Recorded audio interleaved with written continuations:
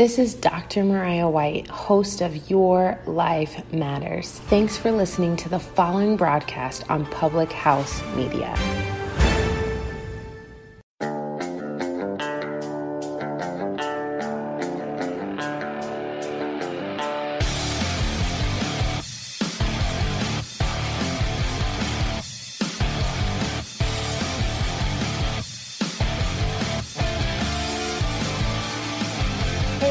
Welcome to Beauties and Headcanons, where we're nerdy, and you probably are too. I'm Teegan, and I'm here today with Lindsay, and we're going to talk a little bit about something that I've kind of had brewing in my brain meat for a little while now, after watching a fabulous YouTuber called The Imaginary Axis, and I highly recommend going to his page and actually watching the videos that he's done about, like, explaining superpowers, and especially about certain characters and how they are interpreted in kind of the natural world. Because, I mean, as much as I would love to dig as deep as he does, we just don't really have the time or the capability to do that in, like, a conversational manner. And so his version of just, like, talking about it in a video is much better. So I'd highly recommend going and watching his videos as well, because they're very, very in-depth. And I swear my brain was leaking at one point, like watching a bunch of his videos in prep for this. But yeah, we wanted to kind of talk about how superpowers are related to, like, how they would be interpreted in this real and natural world, and how they would be explained on kind of a base scientific level. But before we get into that, we have Lindsay with a Geek on Fleek. Oh, so for Geek on Fleek this week, I wanted to mention, of course, we're still in the throes of this international pandemic, and I know that's redundant, but it's fine. At my job, I work at 2 different hospital groups, and we are now doing what the CDC recommends as universal masking. So when you're in a public place, they did recommend that you wear a mask, whether it's a face mask or a cloth mask.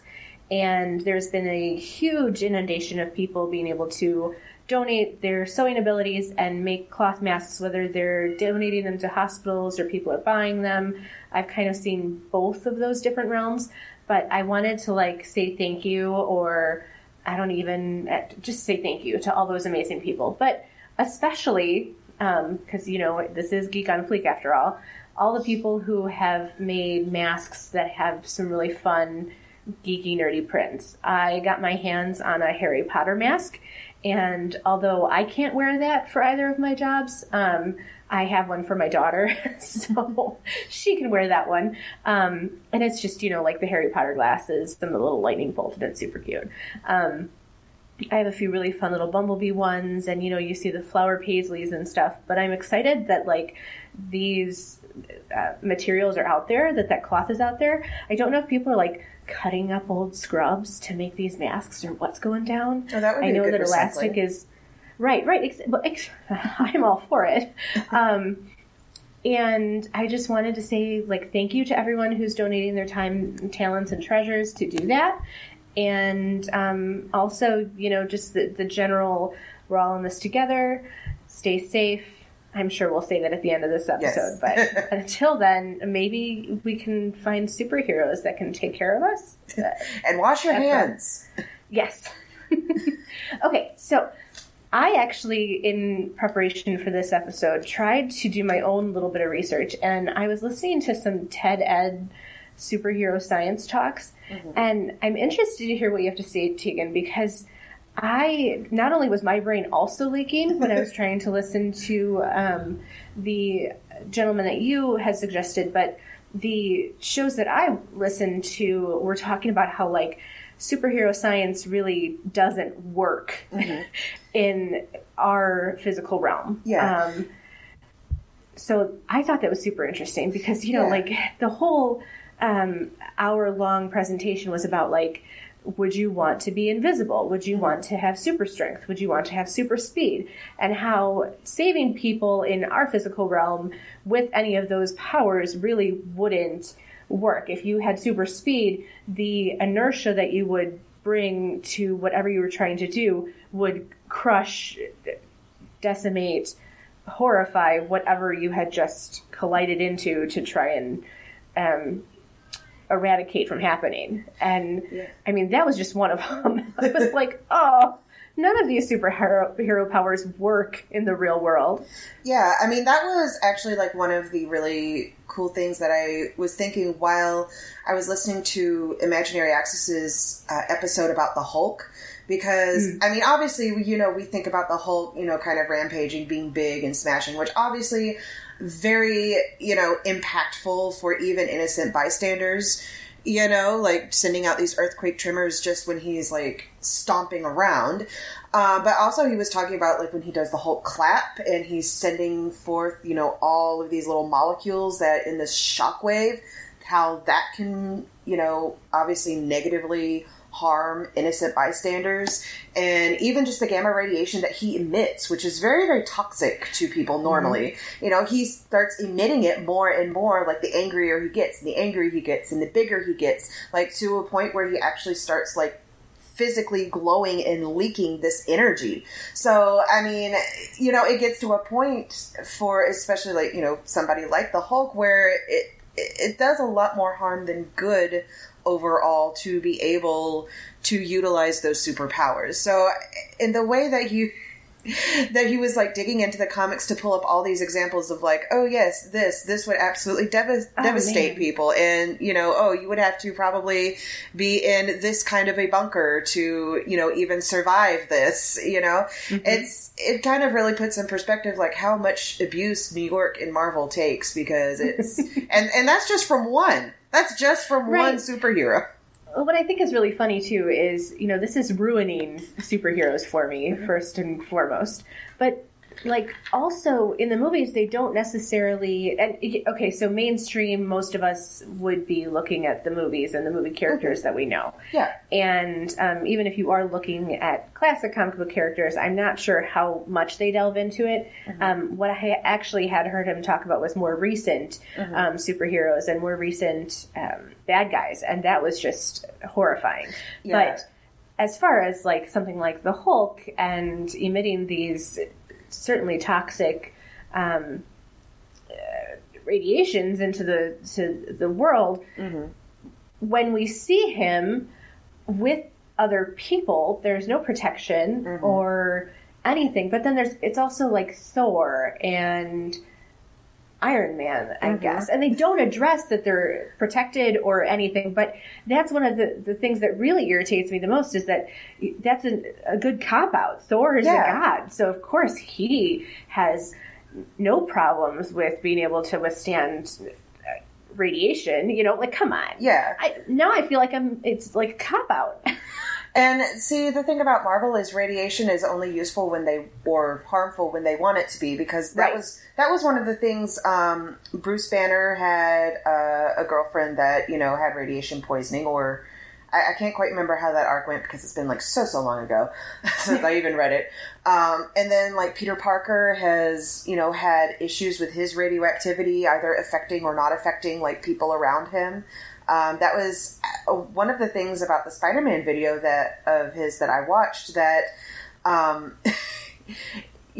just like ridiculous it was that people think, or that he's supposed to be like so strong. And it's because of, the spider bit him, so he has the powers of the spider. And it's like, no, that's kind of something else, because when you scale up a spider, to the size of a human, they should basically have the same strength as a human, and then if they get even bigger, then they would just collapse under their own weight.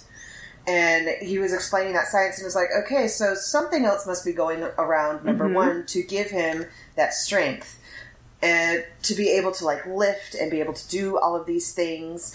And it's just kind of boggles your mind about how you might think initially, oh, well, this superpower is coming from this. But in actuality, it's not really coming from that. It has to be coming from another source, because that original source, when you like kind of dress it down and take away that initial assumption, it becomes a lot more improbable. Right. Well, and having all of the benefits of a super ability, but none of the detriments to it, really kind of ruins it. Yeah. I was listening to us talk about flying and physically what that would entail, and how in our physical universe they were talking about, let's say that you're in space and there's no gravity, and so you're weightless and you're flying. You have to be able to push off of something in order to be able to fly. And how long does that last? And how would you actually traverse through the air if you didn't have anything to actually push off of? And I think halfway through that I started to drool a little, because I had no idea. Like, they ask me questions that I have no answers for, and that's what happens. But it's a very relevant idea to think, okay, well, no, I don't know how we would do that. And clearly this is just something that is a superhero power that really has no basis in the actual physical realm. Yeah, because, I mean, obviously, you have to have some sort of propulsion, something to kick yourself off of, or something to propel you forward. So if you're going by that kind of inertia, then, it's like, what are you kicking off of? And obviously, would it withstand? If you're going to be able to get from this one point to another point, and that you have to use this amount to get yourself there, like, is what you're pushing yourself off of, or is the source of that inertia, is that going to withstand what you need to do in order to push that off? Like, say if there was like a little moon or something that you were just going to use to like physically push yourself off of, the amount that you need to travel, would you destroy that moon with how much you needed to push off of? Right. Well, and so, think about Superman. When he takes off, that amount of energy being exerted would destroy the concrete or building he's taking off from. Yeah. Not to mention landing as well. I mean, just this sheer force of that kind of a ending to however long he was going. I can't even imagine. I'm thinking like, okay, so Iron Man was propulsion. Who else flies? Batman doesn't really fly. He kind of like falls with style, right? Pretty much. Sleeps. Yeah, because he uses, well, I mean, at least in some iterations, he kind of uses the cape as a glider. So he kind of glides.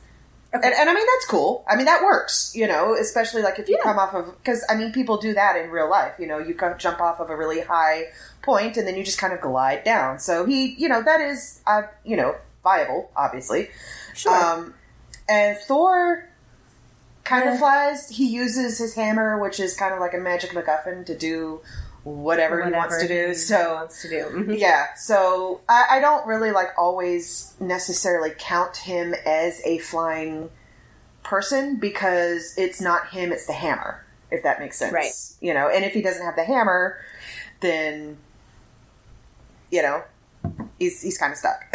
Yeah. Yep. And we saw that in at least a rendition or two. Okay, so we have to talk about Captain America. Yes. Because, there's the super soldier serum. Basically, it's supposed to buff him up and make him super, super resilient and really, really strong. And, it actually had a physical effect on him as well. Yes. And, I mean, I don't know if you remember. It's been so long for me. I don't really remember growing pains when we were growing up, actually physically hurting when our body was growing. No. I mean, that's been a while. So I know it's a thing, but... And also, I didn't grow very tall, so maybe, it wasn't that big of an issue for me. Maybe taller people had more pain. I don't know. I'm only 5'4", so... Well, me too. So, but I know it is a genuine thing that, when kids are growing, especially if they're growing really fast, that they can have pains because, your body is expanding and it's doing things and, that is interpreted in the body as pain. And... So to go from this, tiny little, nugget of a person to this big, tall, buff human, I can only imagine, how painful that must have been to, you know, have your muscles and your bones and everything in your body just expand all at once. Oh, that has to be just blinding.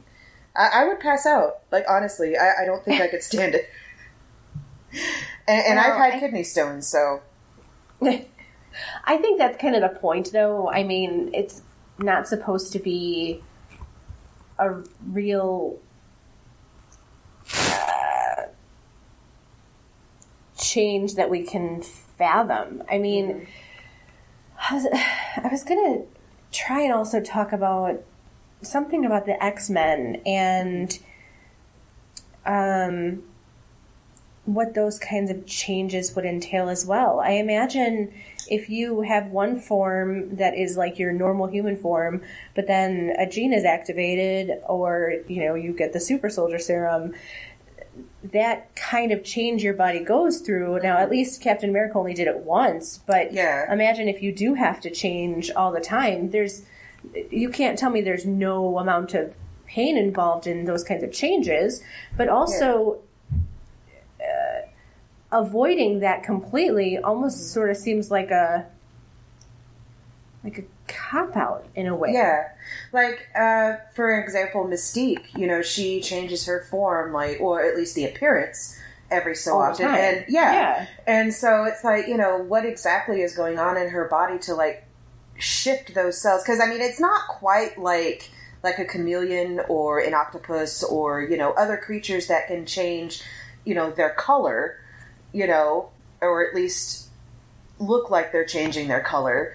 You know, it's not like a camouflage thing. It's an actual physical difference because, you know, an octopus might be able to change, you know, their color and their coloration and what they look like, but they still look like an octopus, you know? So this would be like, instead of looking like an octopus, now it looks like a shark, you know?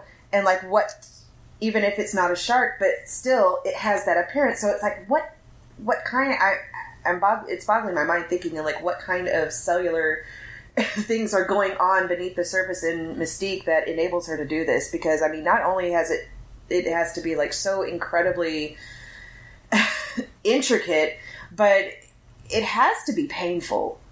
It just has to be, because she's, even if it's just appearance wise, she's still shifting bones and she's shifting muscles and, you know, it has to be painful on some level. Well, even like, think of just like the body mass change of muscles versus unmuscles. And forgive me, I've been taking an awful lot of trying to catch up on my anatomy and physiology class.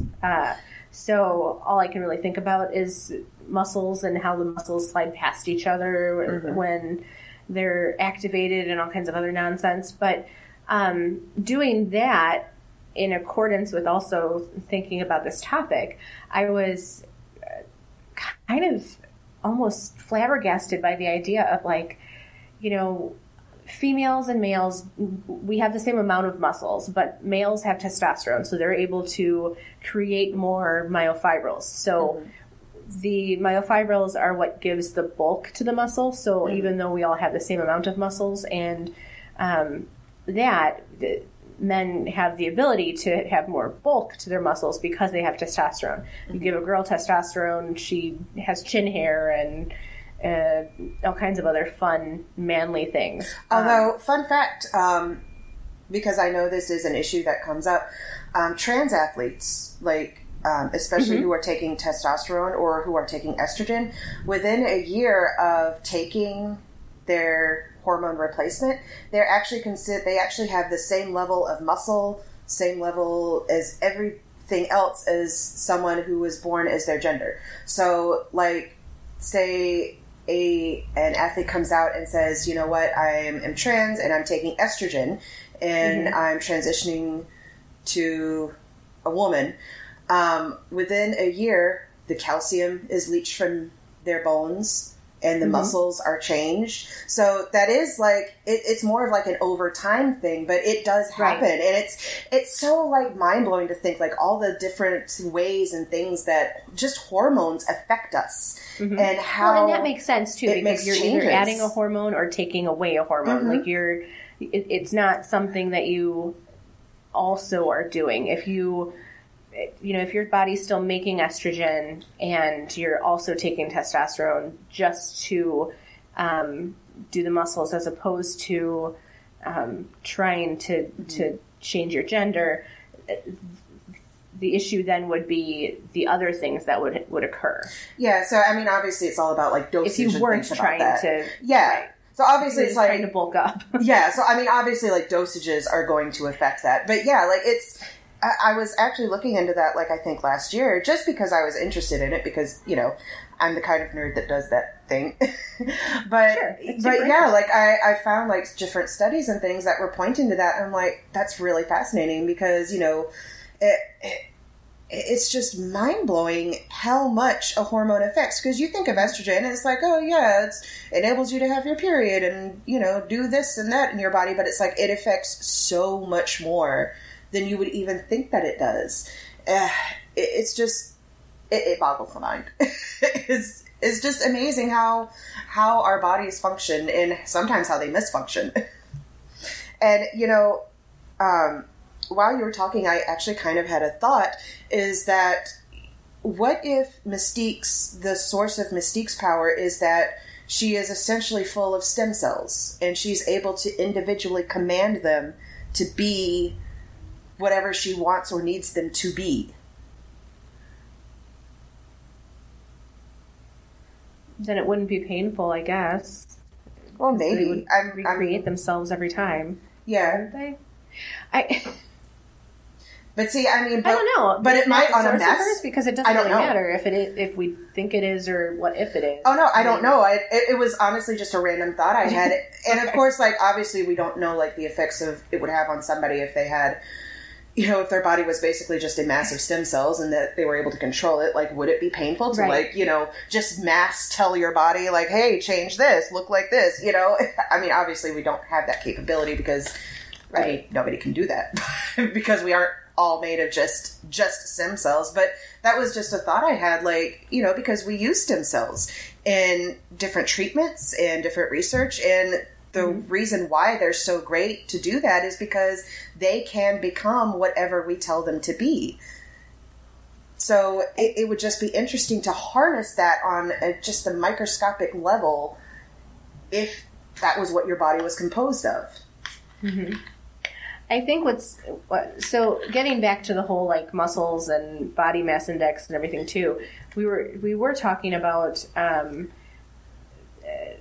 something about body mass at some point, and I sort of like Googled it just to see if there was anything out there researching that kind of information, and mostly all I found was male and female superheroes have unrealistic body types and body masses. Obviously. Well, obviously. Like, you wouldn't assume that you could go stand next to Thor and he would look like you. That's kind of why these actors like beefed up and bulked up and all of that stuff. But what's also interesting to me is, talking about the effects of these things that have supposedly happened in the Marvel Universe in New York City. I know I talk about Defenders quite a bit because I think it's such an interesting show and concept of people having this activated gene and being mutants or being, what do they call them? They don't call them Defenders in the show. They call them, they're just like basically mutants. They're still like pre-X-Men, but I don't know the timeline. I know you have a better idea of the timeline than I do. But I might if I watched it. The idea of having like an activated gene sequence that makes you have some kind of superpower, like Jessica Jones having this super strength, but she's this tiny little person. The science just doesn't support that. There's no way for her to have that kind of strength and not for it to affect something else reciprocally. So this whole idea just kind of like gets thrown to the wind because there's no actual way for some of these things to happen, for them to actually be scientifically possible. Even when you talk about like invisibility, if you were invisible, your clothes wouldn't be invisible. Yeah. Your keys and your phone wouldn't be invisible. You'd have to be running around naked without anything at your disposal. There's no place for you to put anything unless you had like an invisibility cloak or pocket or backpack. Or clothes that somehow were able to ship with you. I know that's one of the joke in some of the things with some characters that do turn invisible was that, you know, they have to basically like strip down because, you know, otherwise it just looks like a set of clothes just walking around. Right. Well, and there's been a couple of movies recently and in the past too, and not even to like mention Harry Potter, but moments where they've talked about like the Invisible Man and instances like that where the person essentially has to be naked or come back to the place where your clothes are or and I don't know, I wouldn't want to do that. Yeah, that would be really awkward, especially like if you didn't have like just the absolute best control over it, right? To just all of a sudden lose that concentration somewhere, like oops, right? Well, you know, then thinking about like immortality, I guess is technically a super ability or something, but nobody actually wants to live forever. That would be absolutely horrible because if you think about it, if your cells like just don't die and you just carry on forever, it's like, you know, people, since we have such a limited view of time, people think, oh yeah, hundreds, maybe thousands of years, but we're not thinking millions of years, billions of years into the future when the Earth is no more, when there's nothing in this universe, when it all just dies and it's gone. And like none you're of us still are the there. Doctor. Yeah, and we're just still there, floating through whatever void that we're in and just nothing. And that, to me, is actually scarier than dying because it's just, you're just there forever. Ugh. So let's talk a little bit about those YouTube episodes that you did make me listen to. Specifically Dr. Manhattan and Darkseid. Now, Dr. Manhattan was like the very first video I found. And that video was actually the one that kind of inspired me the whole idea, right? Yeah, because in it he was talking obviously about his origin and what happened to him, and you know whether it was likely or not. You know, the very basis of his powers has to do with attraction between, you know, molecules and cells. You know, obviously there's attraction in cells all around us. There's attraction in cells in our bodies, you know, but to have that level of control, it puts you really on another plane, really, as far as like your mind goes, because, you know, when everything in the universe is boiled down to that and that's what you control, it kind of can almost go to your head, really. And it kind of did go to his head. Well, right. It makes you godlike, crazy. I mean, for lack of a better way of putting it, I was flabbergasted at what they were saying, but also like it made me feel like small and ridiculous, even though this is a fictional character. Like, but like thinking of it though in these terms, like being able to like explain, oh no, he doesn't just control matter, you know, because I think, you know, that's maybe what a lot of people might think of when you think of Dr. Manhattan. Oh, he just controls matter and shapes and reforms. And I mean, yeah, that's true, like on a very base level and base description. Yeah, that's what it is. But I mean, when you really dig down into it, you know, this is what he controls, the attraction between cells and molecules, and it affects everything. And he has the ability to undo that. And it's kind of scary for anything to have that level of control.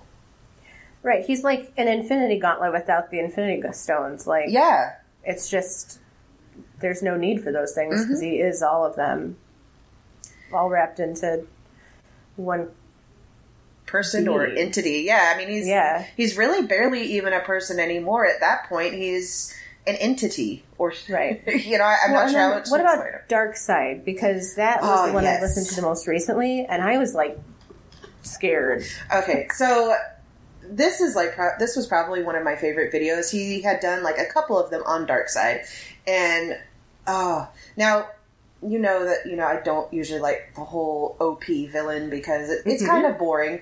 Because, I mean, the vast majority of the time, the villains are just OP for no real good reason. Kind of like Thanos. It's like, okay, but why is he this strong? And why this and why that? It's like, he just is. It's kind of like the whole anime episode of South Park where Cartman's just like, oh, I have the powers to have all the powers I want. And I don't like that. But I like Darkseid. And I think this is why, because Darkseid isn't just an alien. He's not just a villain. He's something way, way more than that. And that's why he's OP. And that's, to me, it's a much better explanation of his OP-ness than just, oh yeah, he's just OP. And so, he was, Imaginary Access was talking about, how the Darkseid that we see in comics is not really Darkseid. And I mean, I think anybody who reads the comics even casually might know this, that, the physical being of Darkseid that we see is not really Darkseid. And he is actually in another plane, and he's projecting himself in what's called an emanation.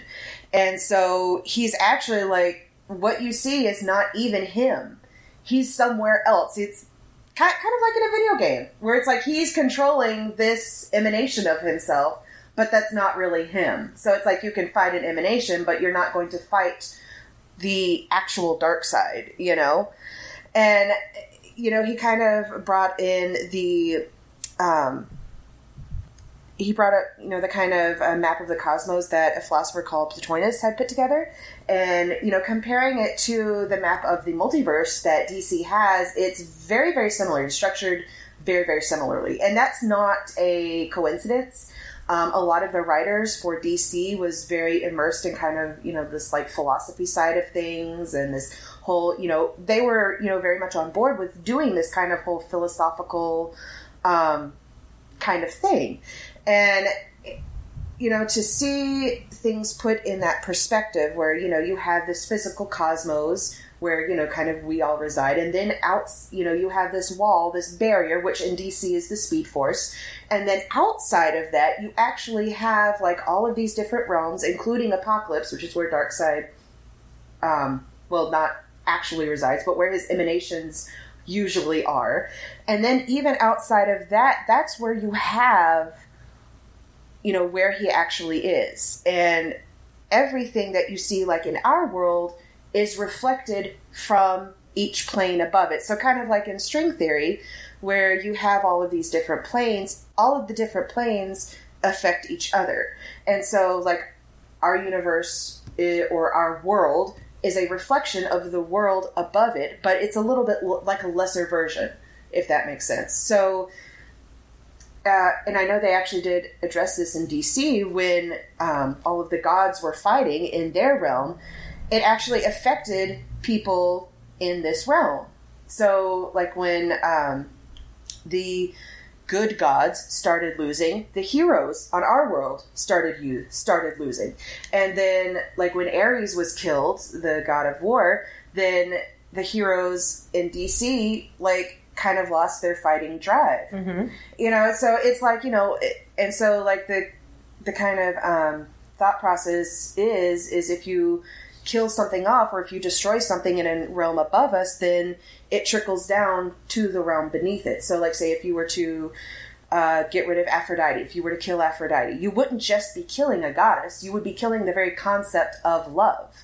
And that would reflect in this world as well.